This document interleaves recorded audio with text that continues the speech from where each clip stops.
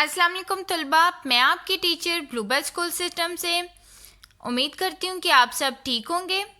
طلباء، یہ اردو ادب کا لیکچر ہے اور آج ہم نے اردو ادب کے لیکچر میں سبق حمد کے سوال نمبر 5 کو کرنا ہے۔ سوال نمبر 5 ہے، درج ذیل الفاظ کے متضاد الٹ لکھیے، الٹ الفاظ لکھیے۔ بیٹا متضاد کس کو کہتے ہیں؟ الٹ کو، الٹ الفاظ کو۔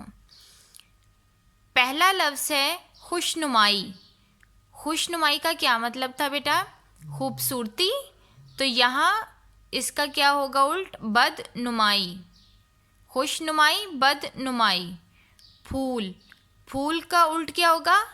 کانٹا۔ بہار، خزاں۔ رات، دن۔ جاڑا، گرمی۔ جاڑا کیا تھا؟ جاڑے کا کیا میننگ تھا؟ کیا اس کا معنی تھا؟ سردی۔ تو اس کا الٹ کیا ہوگا؟ گرمی۔